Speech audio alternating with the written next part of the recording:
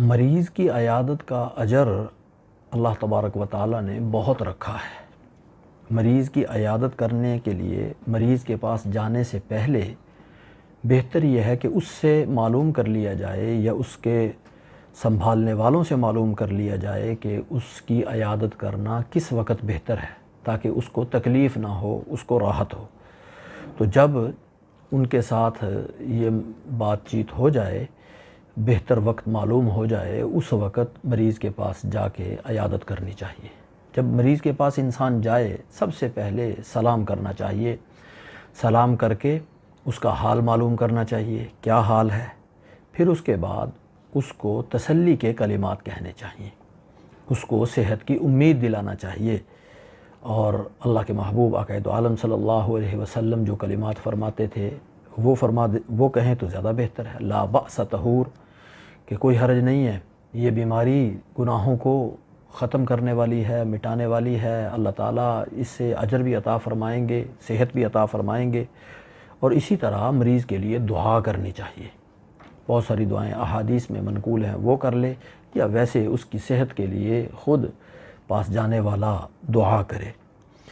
مریض کے پاس جب انسان بیٹھے تو کوشش کرے تھوڑے سے تھوڑا وقت اس کے پاس گزارے، تاکہ اس کو الجھن اور تکلیف نہ ہو، یا اس کو کوئی ایسی ضرورت جس کی وجہ سے دوسرے آنے والے کی وجہ سے انسان روک لیتا ہے اپنی ضرورت پوری کرنا، تو وہ نہ ہو۔ اور اگر خود مریض کا تقاضا ہو، وہ انس محسوس کر رہا ہو، وہ خوشی کا اظہار کر رہا ہو کچھ دیر زیادہ بیٹھنے میں، تو پھر اس کی خواہش کے مطابق زیادہ دیر بیٹھنے میں کوئی حرج نہیں ہے، بیٹھنا چاہیے۔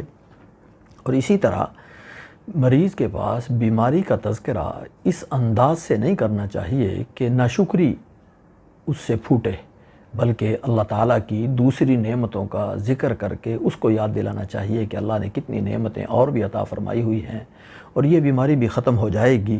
اللہ کا شکر باقی نعمتوں پر، اور اس بیماری میں بھی اللہ کے سامنے عاجزی، بندگی، پستی، اس کا اظہار مریض کے سامنے کرنا چاہیے، تاکہ اس کو بھی اس کا احساس ہو۔ اور اسی طرح مریض کو کوشش کرنی چاہیے کہ دعا و استغفار کی طرف لگایا جائے۔ وہ اللہ سے دعا بھی کرے، اگر ممکن ہو تو اپنے لیے بھی دعا کروا لے اس سے، ورنہ اس کو خود اپنے لیے اور اللہ سے معافی اور استغفار کی ترغیب کسی مناسب انداز سے اگر ہو جائے تو بہتر ہے۔ اور اسی طرح مریض کو کسی چیز کے کھانے پہ مجبور نہیں کرنا چاہیے، بہت زیادہ مجبور نہیں کرنا چاہیے۔ دوائی وغیرہ بھی اگر کھلانی ہو تو اچھے انداز سے اس کو اس کے فوائد بتلا کے پھر اس کو کھلانی چاہیے۔ اور اگر مریض کی خواہش کسی چیز کے کھانے پر ہو تو اس کو حد الوسع پوری کرنے کی کوشش کرنی چاہیے، اور اس میں اگر ڈاکٹر نے اس کو منع کیا ہوا ہے، پرہیز ہے، تو پھر روکنا چاہیے اور اس کے نقصان کا اس کو بتلانا چاہیے، وگرنہ تھوڑی بہت اس کی خواہش پوری کرنے کی کوشش کرنی چاہیے۔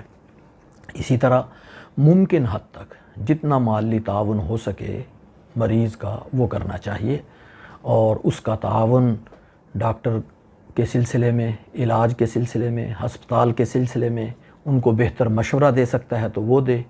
کوئی تعاون کر کے کسی ڈاکٹر کو کہہ سکتا ہے، کسی ہسپتال میں کہہ سکتا ہے، ان کا تعاون کر کے کوئی ان کے ساتھ خیر خواہی کر سکتا ہے تو یہ کرنی چاہیے۔ اور اسی طرح مریض کے پاس بیٹھے ہوئے اگر کوئی ایسی عیب کی بات نظر آئے تو اس کا تذکرہ کسی اور کے سامنے نہیں کرنا چاہیے۔ اور اگر مریض ایسی حالت میں ہے کہ بالکل آخری وقت معلوم ہو رہا ہے تو پھر اس کے سامنے کلمہ طیبہ پڑھنا چاہیے۔ کلمہ طیبہ کا اس کو کہنا تو نہیں چاہیے، لیکن اس کے سامنے آہستہ آہستہ اتنی آواز سے کلمہ طیبہ پڑھنا چاہیے کہ وہ سن رہا ہے تو وہ خود بھی دہرا سکے۔ پھر جب مریض کے پاس سے انسان واپس آئے تو پھر مل کر سلام کر کے اس سے جدا ہو، اور جدا ہو کے یہ دعا پڑھنی چاہیے: الحمدللہ الذی عافانی مما ابتلاک بہ وفضلنی علی کثیر ممن خلق تفضیلا۔ یہ دعا کہ اللہ کا شکر ادا کرے کہ یا اللہ تو نے جس بیماری اور مصیبت میں اس کو مبتلا کیا ہے مجھے اس سے محفوظ رکھا، اور بہت سارے لوگوں پر اللہ نے فضیلت عطا فرمائی ہے۔ تو یہ دعا اگر انسان پڑھ لے تو اللہ تعالیٰ اس کو بھی اس بیماری اور اس قسم کی تکلیف سے محفوظ فرمائیں گے۔